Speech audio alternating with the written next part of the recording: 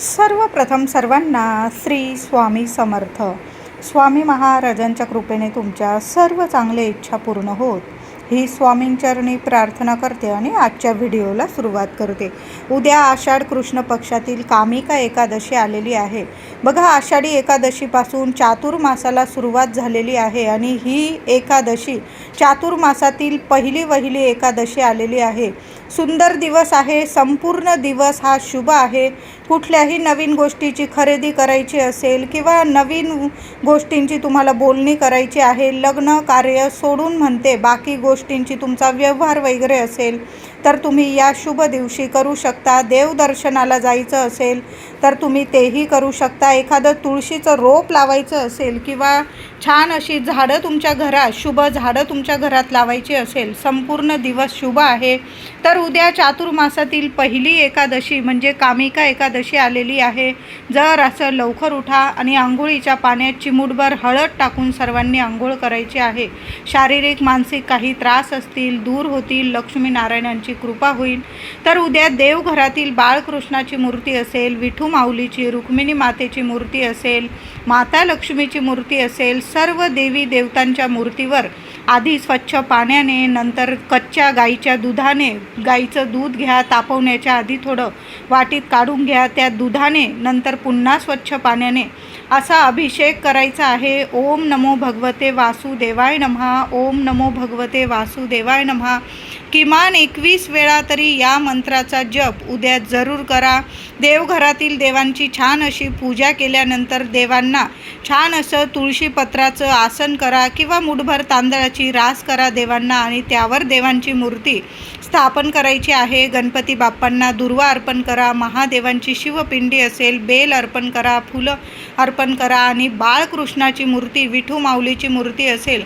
उद्या देवांना जेवढी तुळस असेल तुमच्याकडं, चांगली तुळस बघून घ्यायची आहे. तुटलेली वगैरे पानं घेऊ नका, चांगली तुळस घ्यायची आहे. एक जरी पान उद्या अर्पण केलं ना किंवा जेवढी तुळस असेल तुळशीचा अभिषेक करा. ओम नमो भगवते वासुदेवाय नमः किंवा ओम विष्णवे नमः, ओम विष्णवे नमः या मंत्राचा जप करा.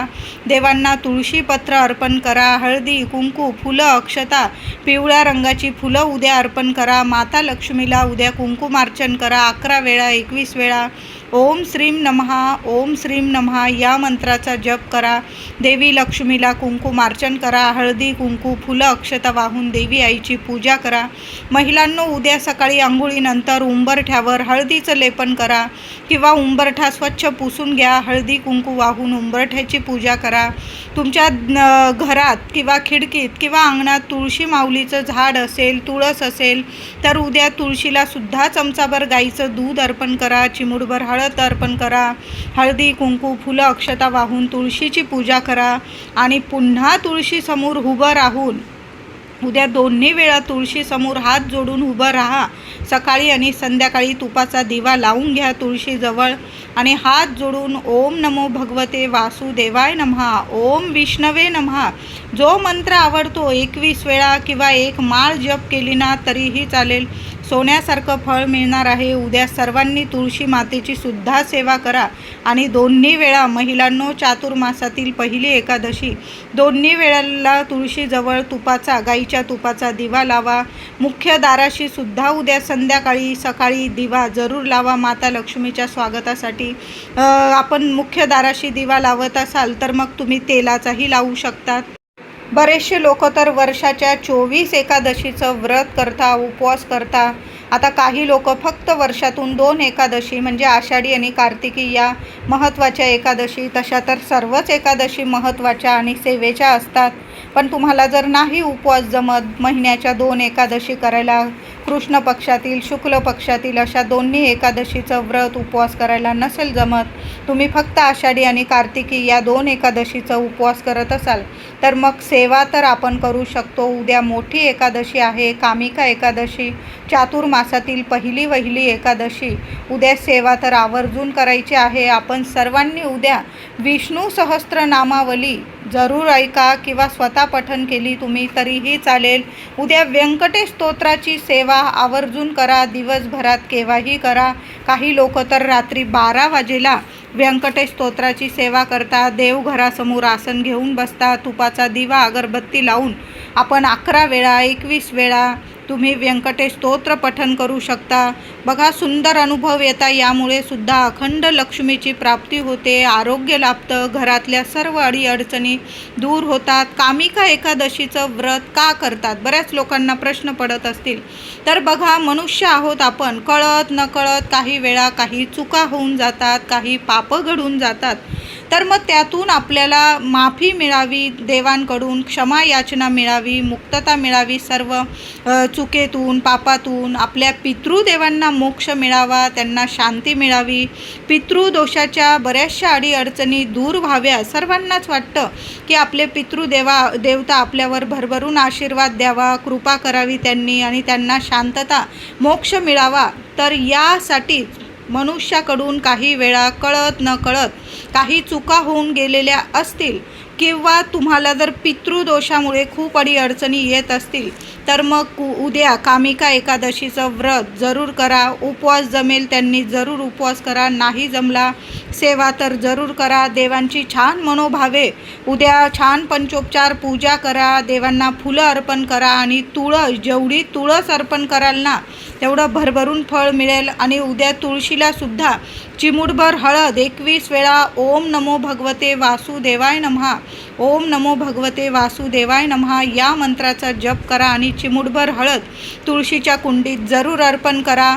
तुमच्या घराजवळ जर पिंपळाचं झाड असेल तर उद्या पिंपळाखाली सुद्धा आपण जसा तुळशीजवळ दिवा लावणार आहोत, तुळशीजवळ दिवा लावा आणि नंतर पिंपळाखाली जाता आलं तुम्हाला सकाळी किंवा संध्याकाळच्या 5 वाजेच्या आत एक दिवा, मातीची पंती फुलवात टाकून न्या किंवा तेलाचा नेऊ शकता तुम्ही. पिंपळाखाली सुद्धा एक दिवा लावून द्यायचा आहे. एखादा गुळाचा खडा बरोबर घेऊन जा. पिंपळाखाली एखाद्या कागदावर किंवा पानावर तुम्ही गुळाचा खडा ठेवा. जसा जसा तो गुळाचा खडा तिथले किडे मुंगळे खातात ना, तसं तसं आपल्या आयुष्यातील बऱ्याचशा अडीअडचणी 99% अडीअडचणी जरूर दूर होतात आणि पितृदेवांना मोक्ष मिळतो. शांत होतात पितृदेवता आणि भरभरून आशीर्वाद देतात. लेकरा बाळांना सर्व अडचणीतून मार्ग मिळायला लागता. मग घरात लग्न कार्य असतील, शुभ कार्य घडून येतात. संतान प्राप्ती होत नसेल, संतान प्राप्ती होते. पैशांविषयी काही अडीअडचणी असतील तर पैशांच्या अडीअडचणीसुद्धा संपून जातात आणि अखंड लक्ष्मीनारायणांची कृपा होते. म्हणून उद्या पिंपळाखाली एक गुळाचा खडा ठेवा, एक दिवा लावून द्या. थोडंसं पाण्यात दूध आणि चिमूटभर साखर मिक्स करून नेली तुम्ही, ते पाणीसुद्धा अर्पण करू शकता. कामिका एकादशीला तुळशीचं रोप लावणं खूप शुभ ठरतं किंवा तुम्हाला कुणाला तुळस दान करायची असेल तर तुम्ही तेही करू शकता. एखाद्या मंदिरात तुळस दान करू शकता. विठू माऊलीचं मंदिर असेल तिथंसुद्धा तुम्ही तुळस दान करू शकता. नाही जमलं आपल्या घरात तरी एक का होईना तुळशीचं रोप जरूर लावा. आधीचे असतील तुम्ही अजून लावू शकता. खूप सुंदर अनुभव येतील. त्याचबरोबर जुनी एखादी तुळस असेल आणि सुकून गेलेली असेल महिलांनो आणि त्याच्या काड्या खूप आहेत तुमच्याकडं, जुनी झालेली तुळस ज्याला पानं नाही, एकदम कोमेजून गेलेली आहे आणि त्याची म्हणजे मुळासकट ती उपटून आलेली आहे, तर त्याची काय करायची आहे, काड्या असतील त्या तुम्ही कुठं फेकून देण्यापेक्षा त्याच्या नीट काड्या एकत्र जुडी बनवा. 5 काड्यांची किंवा 11 काड्यांची एकत्र जुडी बनवा. त्याला थोडासा कलावा बांधून घ्यायचा आहे आणि ती तुळशीच्या काड्यांची जी वात तयार होईल त्याला काय करायचं आहे, थोडंसं तुपामध्ये, गाईच्या तुपामध्ये थोड्या वेळ भिजवून घ्यायचं आहे आणि देवघरासमोर ही सेवा करा. एखाद्या मातीच्या पंतीत ती वात तयार करून काड्यांची, तुळशीच्या काड्यांची वात तयार करून घ्या कलावा बांधून. 5 काड्या घ्या किंवा 11 घ्या किंवा जास्तीत जास्त 21 घेऊ शकता. तुमच्याकडं जर तुळस सुकून गेलेली असतील, त्याच्या काड्या खूप आहे कुंडीमध्ये, तर मग तुम्ही हा उपाय जरूर करा. चांगली तुळस आहे आणि ती तोडत आहात तुम्ही, अशी चूक करू नका. चुकूनसुद्धा असं करू नका. वाळलेली तुळस आहे, गळून पडले म्हणजे खूपच त्याच्या काड्या वगैरे गळून पडलेल्या आहे. आता तुम्ही ती निर्माल्यात वगैरे टाकून देणार आहात, तर टाकून देऊ नका. त्याच्या काड्यांचा हा उपाय, ही सेवा जरूर करा. त्या काड्या तयार करा, एक जुडीसारखी तयार करून घ्या, त्याला कलावा बांधा, थोड्या वेळ गाईच्या तुपात भिजवून घ्या ती वात, आणि देवांसमोर एका मातीच्या पंतीत ती वात प्रज्वलित करून घ्यायची आहे. प्रज्वलित करताना ओम नमो भगवते वासुदेवाय नमः या मंत्राचा जप करायचा आहे. तुमच्या मनातील इच्छा बोला आणि देवांना तो दिवा अर्पण करायचा आहे. तिथं देवघरात देवांना ओवाळू शकता तुम्ही त्या दिव्यांनी, किंवा फक्त देवांसमोर तो दिवा लावून दिला तुम्ही. दिव्याची हळद कुंकू फुलं वाहून पूजा करून घ्यायची आहे. असा दिवा जर आपण लावला ना, तर संपूर्ण 24 एकादशीचं फळ तुम्हाला मिळणार आहे. बघा, सुकलेली तुळस असेल आणि त्याच्या काड्या वगैरे तुम्ही टाकून देत आहात, तर अशी चूक करू नका. कधीच तुळशीचे मुळं असतील, काड्या असेल, इकडं तिकडं फेकू नका. एकतर वाहत्या पाण्यात विसर्जित करा, किंवा एखाद्या झाडाजवळ तुम्ही ठेवून आलात तरीही चालेल. नाहीच जमलं तुम्हाला, तर मग अशा पद्धतीने प्रत्येक एकादशीला तुम्ही छोटीशी वात तयार करून अशा काड्या घ्या एकत्र, त्याला कलावा बांधा 5 किंवा 11 काड्या घेऊन, आणि त्याची वात तयार करून तुम्ही देवांसमोर तो दिवासुद्धा प्रज्वलित करू शकतात. संपूर्ण 24 एकादशीचं फळ मिळतं. आणि कळत नकळत झालेल्या चुकातून आपल्याला पापं झालेली असेल काही, त्यातूनसुद्धा मुक्तता मिळते. पितृदेव प्रसन्न राहतात, त्यांना मोक्ष मिळतो, शांती मिळते, आणि चांगला 7 जन्मांचा पितृदोष तुमच्या घरावरून जरूर दूर होतो, आणि सर्व अडीअडचणीतून जरूर मार्ग मिळतो, आणि लक्ष्मीनारायणांची कृपा होते. म्हणून असा उपाय उद्या कामिका एकादशीला जरूर करा. तुमच्याकडं जुनी तुळस असेल झालेली, जिला पानं वगैरे नाही, तर त्या काड्यांचा उपयोग करून असा एक दिवा आपल्या देवघरात जरूर लावा. त्याचबरोबर महिलांनो, उद्या देवघरात एक अखंड दिवा, तर सकाळपासूनच जेव्हा पूजा कराल ना, तेव्हापासूनच एक अखंड दिवा आपल्या देवघरात लावूनच ठेवा. मग तुम्ही तेलाचा लावा किंवा तुपाचा लावा. हा जेव्हा आपण तुळशीच्या काड्यांचा उपाय करू, सेवा करू ना, तो थोडा वेळ चालणार आहे, पण आपल्या देवघरातील एक अखंड दिवा चालूच ठेवा. आणि मग तुम्ही एका मातीच्या पंतीत असा दिवा लावू शकता देवांसमोर, जेवढा वेळ चालेल तेवढा वेळ. नंतर जे निर्माल्य उरेल त्या दिव्यात, ते तुम्ही वाहत्या पाण्यात किंवा एखाद्या झाडाच्या मुळाशी वगैरे ठेवून दिलं तरीही चालेल. असा एक दिवा जरूर लावा, आणि आपल्या देवघरात एक अखंड दिवा जरूर लावून ठेवायचा आहे. दिव्यात एखादा कापराचा तुकडा टाकून द्या, चिमूटभर हळद टाका, 2 लवंग टाका. आपण जर अशा शुभ तिथींना आपल्या देवघरातील दिव्यात अशा वस्तू टाकल्या ना, तर यामुळे सुद्धा घरातलं वातावरण सकारात्मक होतं, पवित्र होतं, आणि जी नकारात्मकता असते ना, ती निघून जाते, नष्ट होते. काही वेळा कोणी येऊन गेलं आपल्या घरात, मग ते कोणत्या म्हणजे त्यांच्या मनात काय भाव असतात आपल्याविषयी ते आपल्याला माहीत नसतं. काही वेळा नकारात्मकता घेऊन आपल्या घरात येतात, काही वेळा सकारात्मकता घेऊन येतात.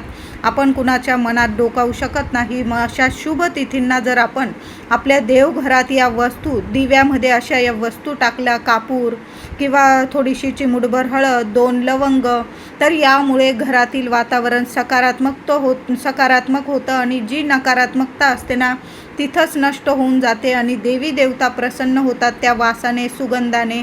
म्हणून आपल्या देवघरातील दिव्यात या वस्तू आवर्जून टाका. उद्या तुमच्या घराजवळ जर गाय असेल, तर गाईला ताजी चपाती, तूप, गूळ लावून जरूर खाऊ घाला. बघा, यामुळे सुद्धा भगवान श्री हरी विष्णू भरभरून प्रसन्न होतात, लक्ष्मीनारायणांची कृपा होते, आणि आपल्याला 33 कोटी देवी देवतांचा आशीर्वाद मिळतो. म्हणून घराजवळ जर गाय भेटली, तुम्हाला दिसली, आणि गाय मारत नसेल, महिलांनो जवळ येत असेल, तर तिला हळदी कुंकू लावा, तिला नमस्कार करा, आणि तिला स्वतःच्या हाताने असा गोड नैवेद्य, तूप गूळ लावून ताजी चपाती जरूर खाऊ घाला. ज्यांच्या लग्नाकार्यात अडचणी असतील ना, त्या मुलीने सुद्धा असा ताजा नैवेद्य गाईला जरूर खाऊ घाला. तुम्ही जर हिरवा चारा खाऊ घालायचा असेल गाईला, तोही खाऊ घालू शकता, पण ताजी चपाती, तूप गूळ लावून गाईला जरूर खाऊ घाला.